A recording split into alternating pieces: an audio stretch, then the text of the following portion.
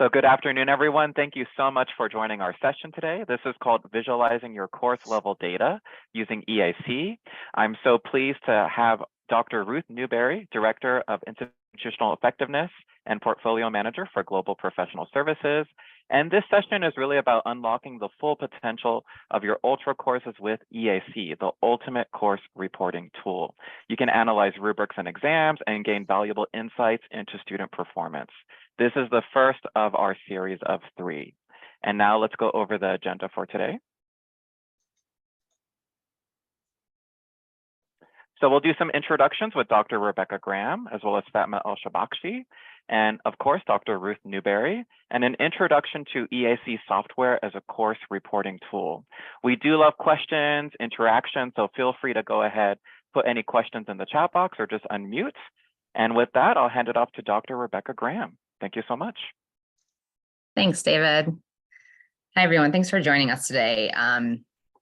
We really wanted to just invite you to like a conversation, but also an introduction to EAC and Blackboard. Thrilled to have, Dr. Newberry with us today to be able to really explain the benefits of EAC. EAC is a really fabulous tool. It will really, it helps with test reporting and analysis and rubric reporting and analysis. You can pull up an exam or a test in Blackboard.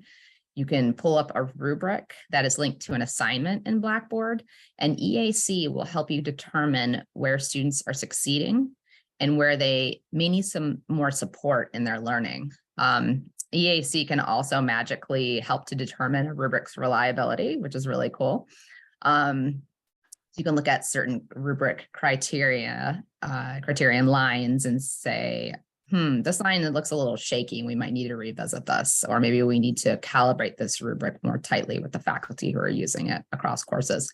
From a wider view, faculty can review students' progression and learning within and across their courses. And there are also larger implications from a program level. So for program level assessment, those of you working with accrediting agencies may especially be interested in this. We will have webinars down the road that will really address this. We're setting up the structure for program level assessment right now in Blackboard, and we'll be rolling this out in phases with more information coming soon. But if you want to know more information ahead of time, don't hesitate to reach out to me. I'm happy to just give you like a preview on what this could look like.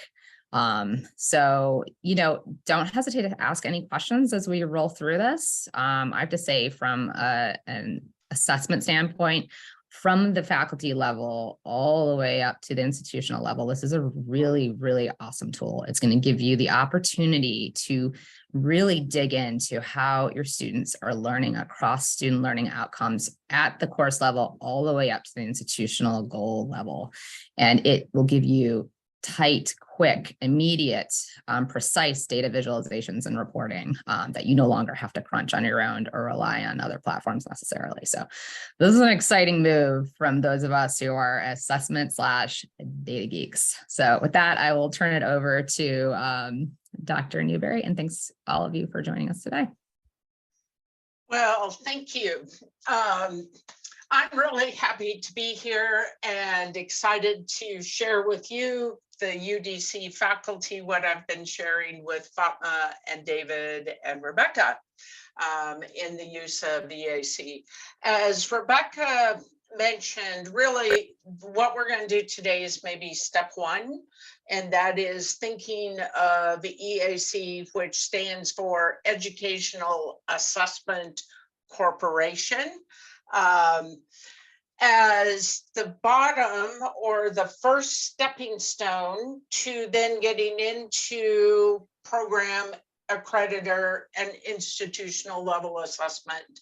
So EAC does multiple things, but one of its foundational steps is really serving as a course reporting tool for course rubrics and course exams and the insights that it can provide. As you can see here on the slide, the first thing I want you to know is EAC has been around working with Blackboard clients since 2009. Started out of the health professions. This is why it's heavy on test and item analysis, and then moving into rubric analysis. But the co-founders started in the health professions because one was a doctor, heavily involved in the assessment movement in the late 70s and 80s that was happening across all of our health systems. And they took that. He was a teacher as well and started thinking, well, we can do this and help other programs. And that's how it evolved to where it is today now as course reporting, program accreditation, and assessment. So we're going to focus today on the rubric analysis, exam analysis, what you can do with it as an instructor. Please share this out with your colleagues so that they too can begin to use this, because as I'll show you, it's already available at UDC for all faculty to be able to use. And then, as Rebecca suggested, there will be more things coming that are going to fall into this column here about moving into program and institutional assessment. So let me just move this forward. The real idea behind all of this is bringing efficiencies and effectiveness to your insights into student learning, and doing that by leveraging, we hope, what you're already doing a lot of within Learn, that is providing students with learning activities, using rubrics to score students at the grading level, more granular on the skills that they're performing, delivering tests within Blackboard and wanting to know how effective has my test been, which questions might I want to look at and improve, and all of that even leading back to an examination again of the effectiveness of the activities and the assignments myself. But don't do things twice. Let's leverage what we have and make this easier for you to get to what you need to know. So as Rebecca and everyone's mentioned, we're going to focus on rubrics. How do we, using rubrics to evaluate students, being able to start doing repeatable practices. Doesn't matter if you're using an analytic or a holistic rubric at the moment. And let me just, in the chat, a show of hands, how many of you are using rubrics, and do you know the difference between the holistic and the analytic type? You can just say yes, no in the chat. That will just give me a little bit of an idea. And how many of you, or thumbs up, very good. How many of you are delivering exams through Blackboard? Because this may help too, where we put our attention today. Might just be more rubrics than exams, even though we'll go over them. But it's good to know. So that will help us again think about where we want to put efforts. As we've mentioned, you're going to be able to pull this in real time. Don't have to wait overnight. As soon as you finish, good. Okay. As you begin to finish scoring and grading, you can call up the information. You can immediately begin to see how you're scoring on a rubric. Is that rubric reliable? Where you might want to look, but also dig down into students. How are students performing against this? And be able to think about improvements and impact of what you've done, what you've been giving students at the activity level, and now at the scoring level, how that can bring insights into for teaching and learning. Just a little preview, we're going to dive into this, but at the rubric level, we are looking at being able to look at the row by row scoring and how students did by row, and a breakout across those different levels of achievement. More analytical rubrics will get into more granular definition of the skills you're evaluating. Holistic rubrics tend to be more general in their evaluation. Both can work. But this is going to help give you an understanding of where you have scored students as well as where students are. And break out, again, levels of achievement, rows, and performance by students. Also, if I don't get to it today, all of this data is always downloadable in various file formats. So just know that whether you want to take download this graph, you can do that, or you want all the data behind it, you can do it in Excel. And if you're not quite an Excel person, you can get this in Word. So we'll talk a little bit about that as well. And with exams, for those of you who are using exams, just like with rubrics, question by question, row by row. It's going to split that out and be able to give you information on how easy or difficult this group found those questions. If there are questions that might be problematic because you suddenly have a bunch of high scoring students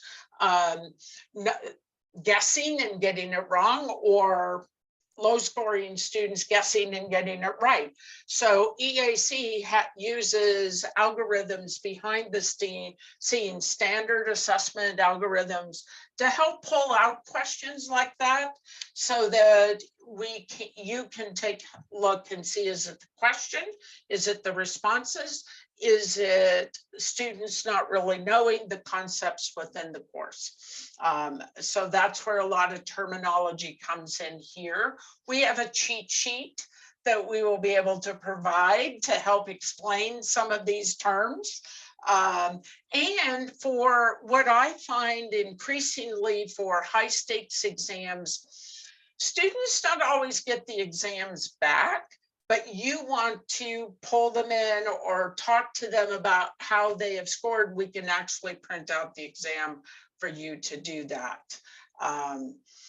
So robust exam analysis, rubric analysis, and then, like I said, we can pull all the data down for you if you're really a data geek and want to do a lot of stuff within Excel now and its features, its analyzed data, to be able to look at individual students, how they're doing in your courses, especially if you're teaching multiple sections of the same course and using the same rubrics and the same exams.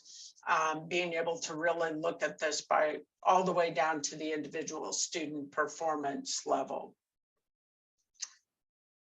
So a couple key things that I always find you have to remember as faculty. EAC is not your grade book. It is not going to give you the same scores as what you see in your grade center.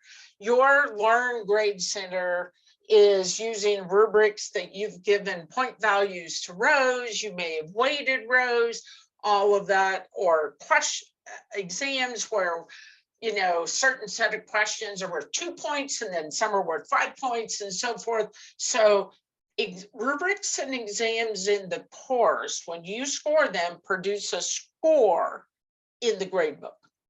What we do, though, is pull that data out, and we are going to have to normalize for you to be able to compare against rubric to rubric, exam to exam. So you're going to see not 25 points, 50 points, 100 points. You're going to see, if you have 5-row rubric, that rubric is worth 5 points. If you have a test of 25 questions, 25 points, because each question or each rubric row has been normalized to 0 to 1 scale. And I'm going to go into that for a little bit. So that is always a little bit disconcerting at first. It's like, wait a minute, I just gave a 100-point test. How come it's not showing that? So just know it is not a replica of your Grade Center et al.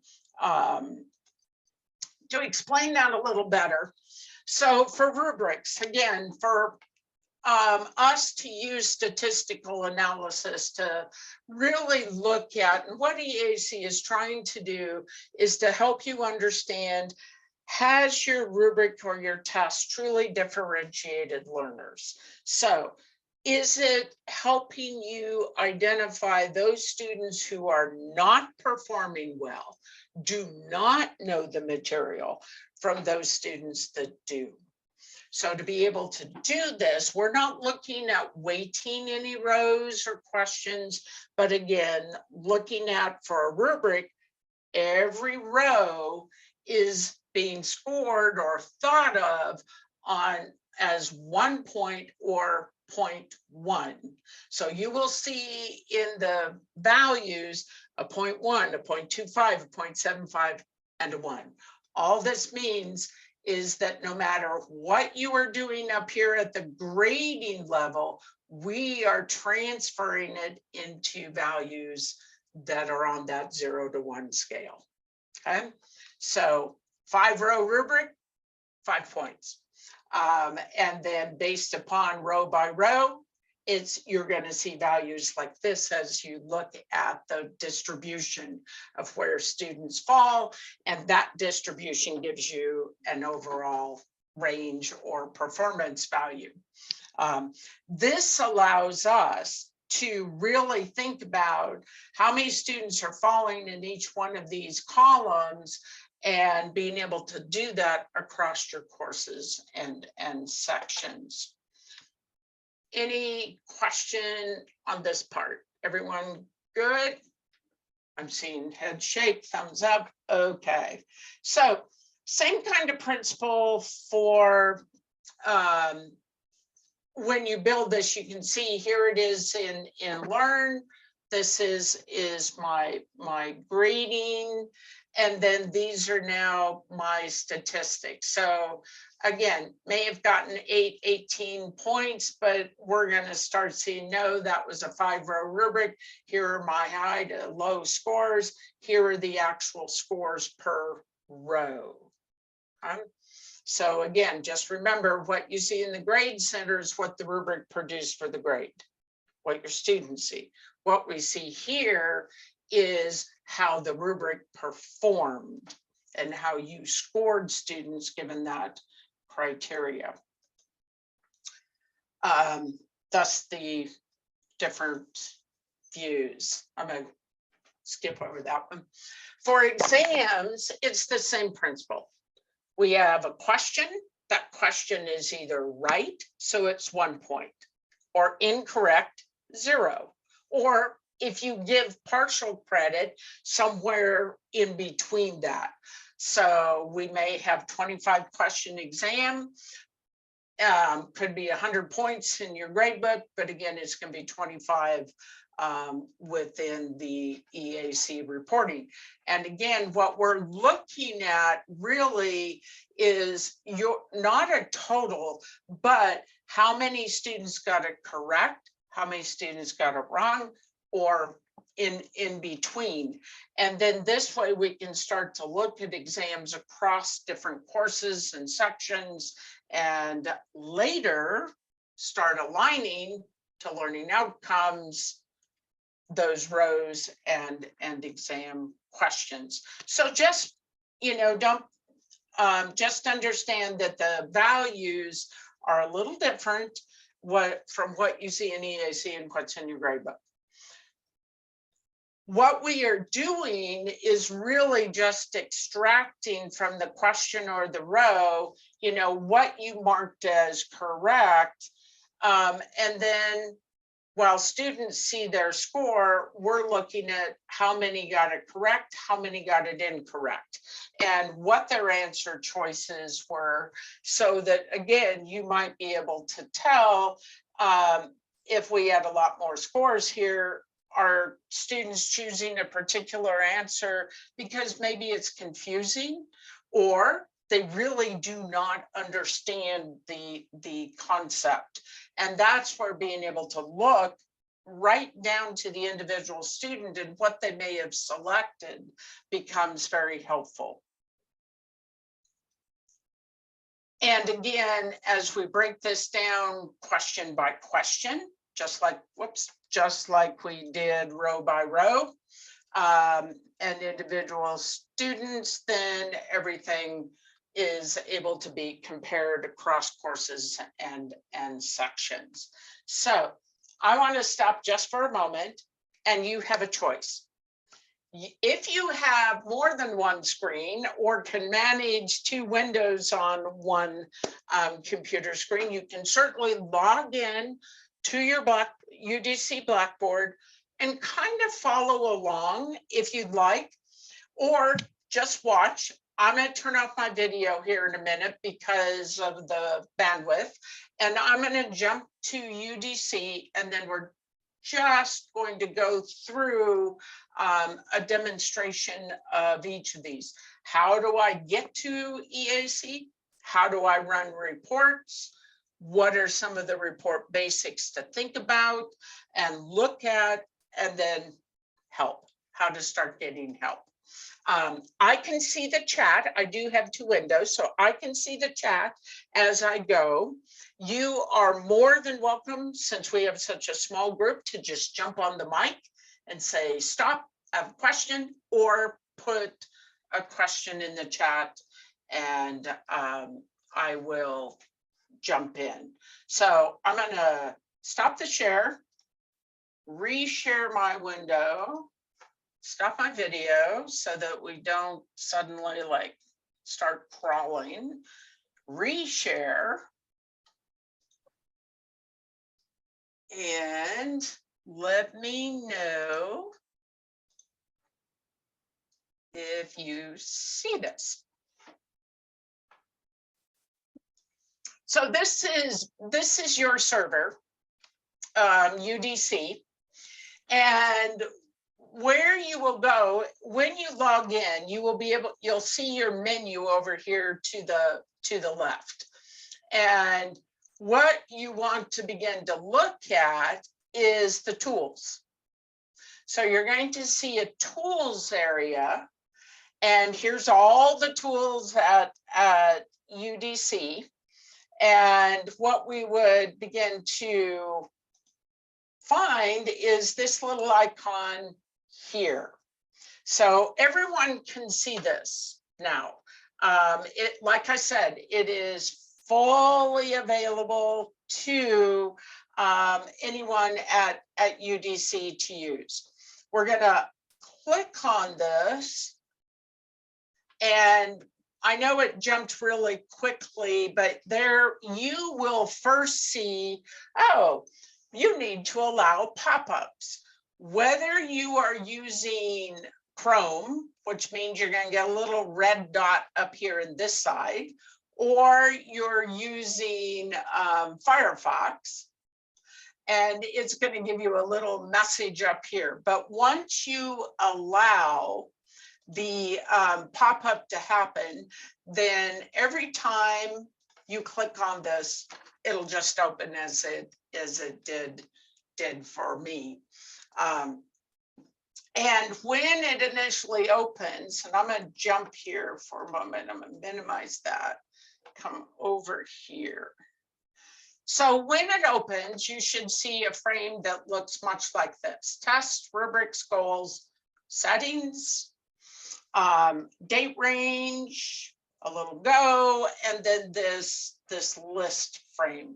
So this is where we search for tests or rubrics, or later, as we start building out the different learning outcomes at your school, you will begin to see them here. Right now, you won't see much of anything.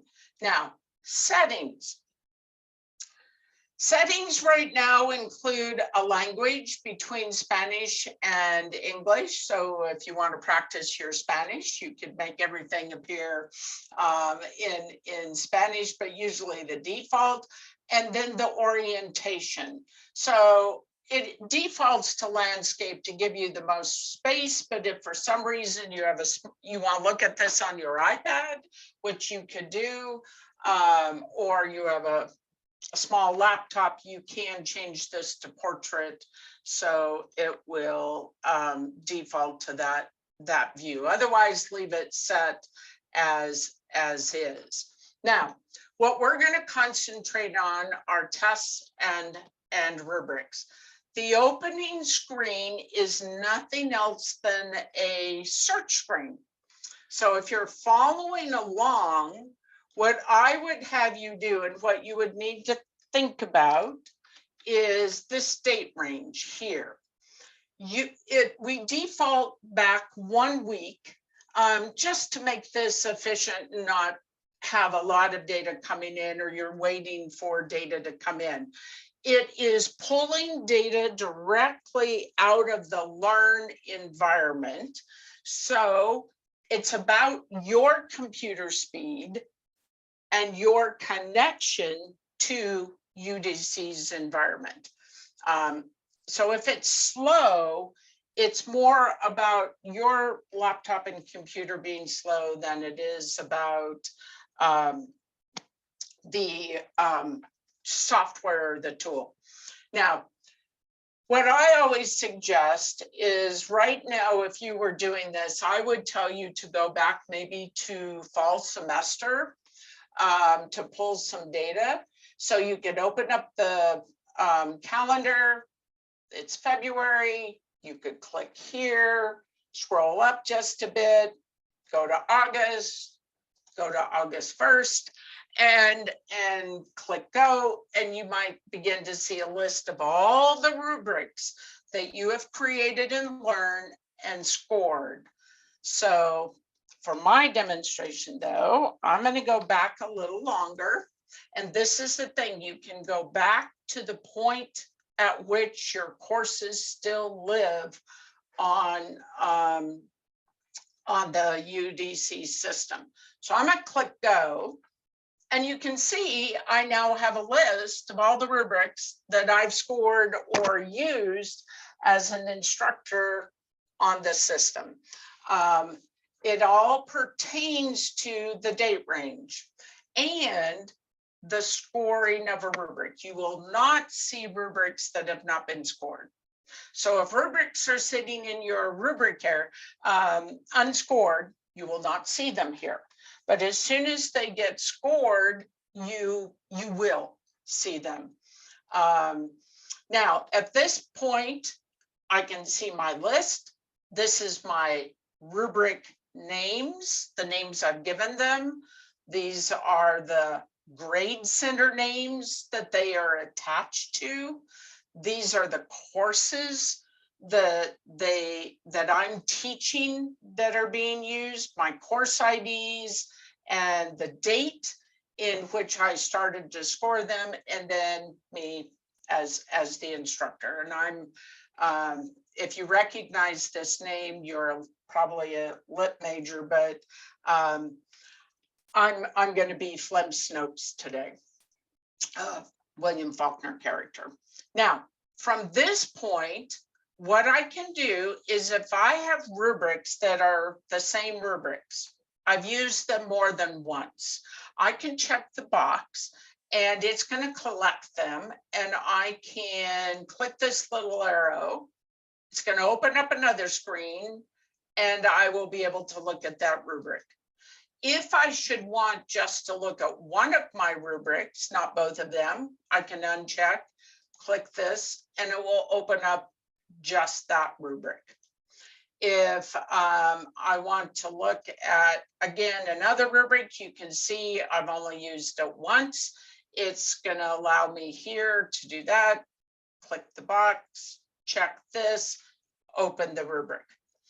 So this here is how I can find and open rubrics in separate windows. Now, if I were looking for a test, I can do the same thing. Again, set my date range, click go, and it's going to bring up the tests that I have scored during that range. Again, I could click on this test, different test, different course, and open it up.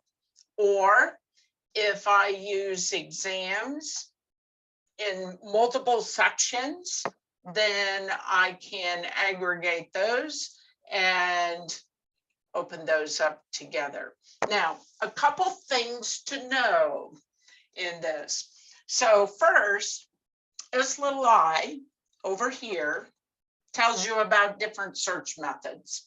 So I could be, best use is really a date, range, and go. That will show you everything. If you know the actual name of the test, like I want to look for math, I know I gave a math 140, then I can just type the keyword in and it's going to pull that up. You don't need to do the whole string, just a piece of it. You also, if you teach more than one course, which I know you do, you may want to also use what we call the double pipe method right now that says, I just want to look for exams out of a certain course. And in this case, I did the generic identifier of my courses. So this little orange button here will begin to tell you what kind of things to think about for tests. Same for rubrics. And then we have another little orange eye information, how to produce a report. And what kind of things to think about when you get to combined reports or aggregated reports. No, I do not want, why did that come up? I don't want that, sorry. Let me go back about that. Now, in this area too, let me open that screen back up. All those eyes, little orange eyes will appear and they will give you information. One of the key things to think about is the combining of tests and the combining of rubrics. We do follow a fairly strict algorithm that makes sure that the tests and the rubrics are the same. One of the keys is name. They need to be of the same name as we did here. So even the leaving out of a dot or just Gen Ed 1 is going to show this as a different rubric. And that's the way the Learn database does this, is it sees it as a different rubric. Same with tests. I can grab the 140 and the 10, but not 109, differently named tests.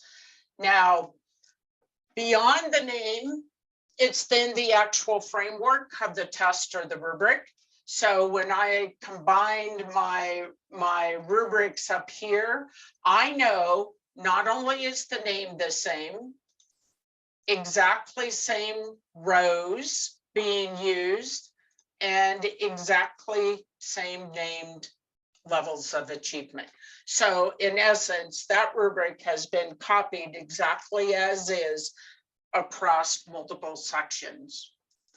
For exams, same name, same number of questions. I'm going to talk about pools in a minute. Same distractors or responses. So if you begin to make modifications from term to term to term, they are not going to be shown as the same exam. However, because that often happens at the test level, we also have a little lock. You can unlock it and force it to actually pull together the same tests with just slightly modified questions if you want. So it's not that you would combine a 140 and a 109, two entirely different tests, but when you have slight changes that happen, or you have set up random blocks, that is question sets, where you're pulling your questions out of pools, and you're saying every student is going to get a slightly different question perhaps, because the pool is saying 3, give every student, choose 3 out of the 5. So that in those cases, again, they are seen as different tests when in actuality they really aren't. And that way you can combine them here. Rubrics, we're not quite at that level of being able to give you a little luck. That's coming. Now, this on the EAC, once the report is here, we have a menu, the name of the rubric, and tool, different report forms up at the top. What happens here is that the Word documents, the standard and the summary, strip out all student identifying information. The full Excel file contains every bit of information that I'm going to show you. So it does include student names and IDs. So the Excel files are not FERPA compliant and would not be shareable across different people. But for those of you that really want to dig into the data, the Excel file gives you a way to do that. That Excel file is, as again, you can see here, same Word and Excel, and it's going to pull all the data out of the menu. The menu too is very similar. We start at the top with courses, reliability, and basic information about the test or the rubric. Then we either dig into the item analysis of a test, or we're going to dig into the rubric row of a test, and then into the very performance of each student on a question or a row. And then the second half is going to come later when we start aligning learning outcomes to questions and to rubric rows. So let me start with the rubric first.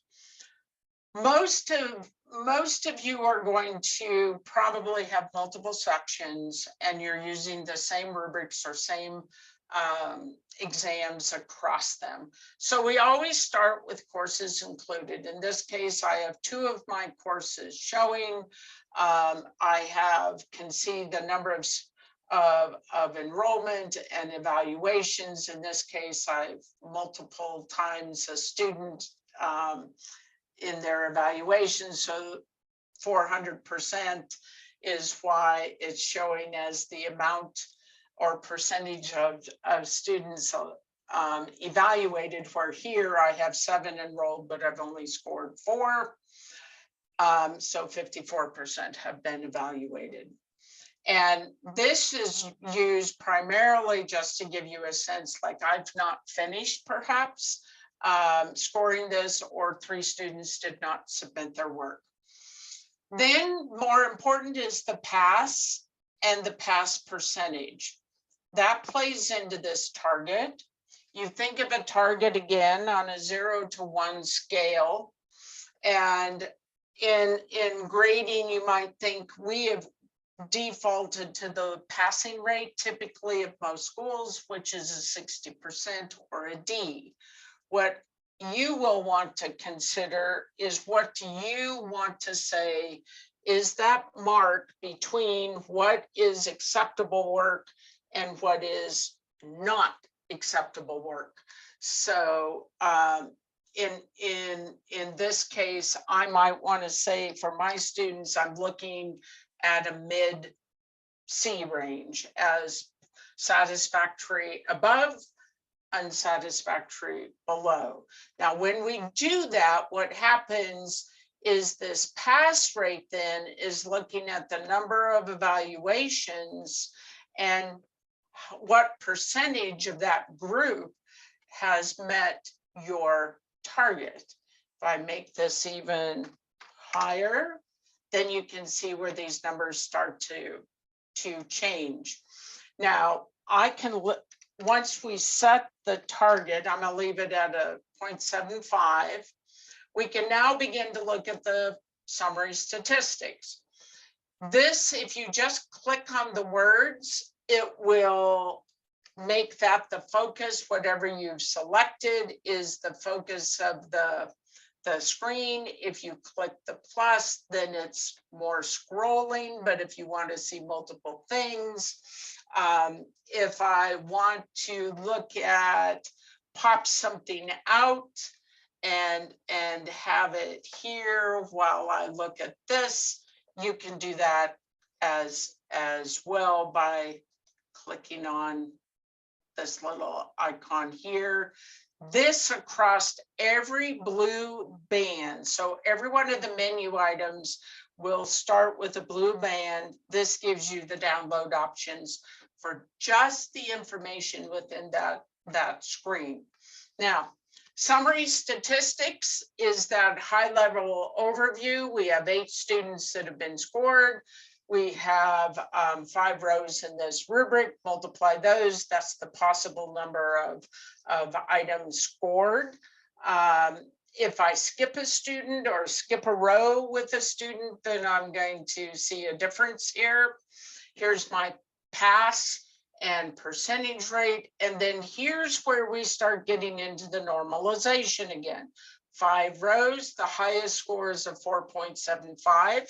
On this rubric, no one got a perfect rubric, which would be all the highest evaluated. Lowest score is a 3, so not too low on that scale. Mean, median, standard deviation are all based on the 5 and then how students did. All of this leads into a reliability index. What this index, anything above a 0.5 and above, is a decent rubric, and especially for high scores. This is guidance, and I'll explain why in a moment, but guidance on telling me this rubric is fairly reliable. I have tended to score those students that are doing well or understand the rubric and or the assignment, the activities. Those that are doing well tend to be receiving higher scores. Those that I view as not are lower scoring students. I can begin to see this as I jump into the row analysis. So now we're just looking at the 5 rows here. Their average performance now of every student on this row. So not the overall rubric now, but row by row, the amount of deviation per row. And in some cases, the higher the deviation is actually a good thing, because that means you have more distribution across your learners. You're really kind of differentiating. You don't have everybody at the top or the bottom or right smack in the middle with that. Point by serial, these Cronbach with deletion are just other indicators that I'm not going to go deeply into right now, but help me understand again that I'm doing fairly well, although this row is a little low. It's something I might want to look at. That is, I'm not discriminating as well as I am here and here. Another indicator is this Cronbach with deletion, this 89, higher than this. This is simply a guide that says, again, you might want to look at this because it's suggesting the rubric would be more reliable, perhaps without that row. Now, there's many reasons, though, students could be scoring either very high or very low on a rubric row criterion. This is just a breakout of the percentage of students according to your different levels of achievement, the legend here. And you can see we have a little bit better distribution in some of these rows over over others. But I can also see I have no one really at the benchmark level, which is a good thing. Students are scoring above in the higher level rows, and a lot are even scoring within this mastery level. What you name your rubric levels is what will appear here. This is more in tune with a standard rubric for measuring student outcomes from the EAC and U-value rubrics. But again, you would create these rubrics. You can have as many columns as you want. Details is showing you where the actual number of students are falling. I scored 5 of my 8 students at the highest level, 3 at the next level. Reversed it here. Here you can see I have a little bit more distribution of students. Students were probably at that emerging level. But these are the actual number of students with a little pie chart. And how they fall into this is how that is beginning to be calculated across my scoring. I have a levels of achievement area that actually breaks out the percentages that are being used to make that calculation for the rubrics scores, so you can see that. Now, what is most helpful to faculty at this level is student rows. Here is where I see that chart. Again, the distribution of how the group did. But now below that, I can see all the students in my courses. And if I look at their totals, it's just ranking them by their total here, the peer average, and then the difference. These students that are starting to be in the minus are the students that are at risk. I could look out, check the box next to one of them, and we can see where Jack is underperforming against his peers, where he is performing just as well as his peers or better. This also gives you row by row insight as to how the students are doing by individual rows. You can look at it this way, or you can use these little crossed columns and now see it this way. Many people prefer this view where you have the rows and then the individual scores. Again, these calculations here are aligning to how you scored them in your rubric if you used a range, most likely, and then where they're falling according to the levels of achievement. Now, the rest of this will not apply until we move to the next level of use of EAC, but this can already begin to give you good insight into your use of this rubric. And like I said, you could even pull out a report that will not show any names and be able to look at it in a Word version, often easier, be able to attach this to any kind of annual review, and be able to use it perhaps for other purposes that you might need to be thinking about for your use of rubrics in your teaching. But what I find is, again, this gives me an idea of where I need to, when I think about teaching, if this is early in the course or later in the course, or I'm rethinking about this course, it's telling me here, these are areas I might want to think about for instructional enhancements or more activities for students, or even looking at how I've set up the rubric itself for scoring. Now, tests, very, very similar. Again, courses included. Here is where with tests, we have that same kind of mark, 0.5 and above, but we have 12 students, 10 questions, multiply that, 120, little higher standard deviation, but our scores now are not 100 points or 50 points, but 1 point per question, and then your mean and median. This is still a reliable test, but not the most reliable, which mostly, as with the other one, might be because we have such a small sample pool. But with tests, what becomes very powerful is I can now look at my questions, all the questions that I put into the test. P-value is just another way of looking at easy and difficult questions for this group of students.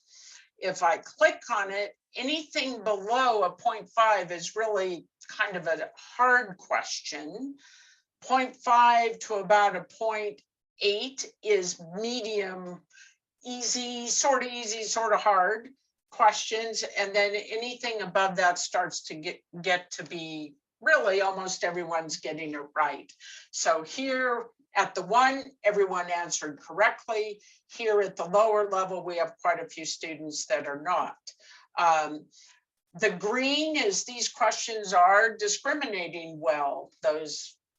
It's really good questions for helping you determine which students are learning and which ones are not. But then you can see there's a little bit of red. Though this is pulling out a question that it's saying you need to look at, because now you have students that typically are getting right answers suddenly getting wrong answers, or the opposite. So again, it helps you identify quickly questions that we call our suspect. And you can see again, Chromebook with deletion. If you remember, our KR20 here was a 0.55.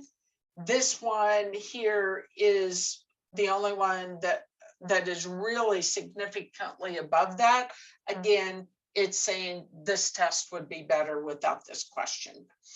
But you can dig deeper. You can see now the types of questions that have been offered: true, false, multiple answer, multiple choice, ordering. All those question types that are available to you will be shown here. We see the full question, and now we see the answers and the distribution and what you chose as correct.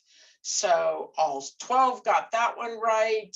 Now we can start seeing, though, here with this one, only 4 of my 12 students got it correct, 8 got it incorrect, and a lot chose this correct answer.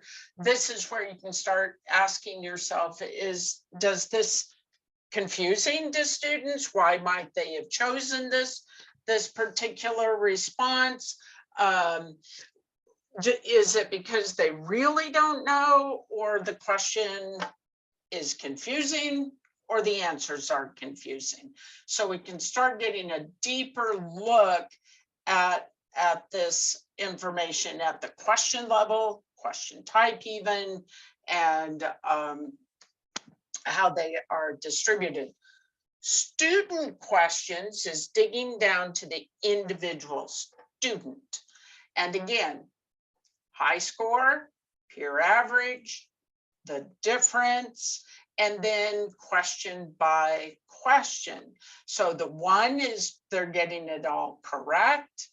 0, they got it incorrect. No partial credit is being offered. When you start seeing a 0.5 and the other, it is offered, so we're getting a different breakout. But you can see how every student answered. And if I wanted to look at a particular student, I can check the box, and now I see their answers below. And I can begin to maybe discern why maybe certain students have gotten things incorrectly versus others. So these are all insights to help you look. And again, you could print this out if you wanted to share or confer with the student, but it gives you that information on how students are doing on these these questions. So I know we have like about 4 minutes left. Let me stop the share for a moment, come back to you all, turn on my video. Questions, comments, it's a lot. We have some information we can give you, but this can get you started. So I would ask, does this seem helpful to you? Would this give you insights? Remember, again, you can generate this as soon as your final exam is done or as soon as you've finished scoring students. Anyone want to comment? I can see Jillian, you believe this is fantastic. Glad to hear that. Good. Julian or Pat, any comments? You're a quiet bunch today. I don't think I should say this is fantastic too, because I've been seeing for quite some times, but this is amazing. And we really thank you for demonstrating it. I love it, although I don't teach, but I think we can incorporate it in our offering, training and programs. It really will help.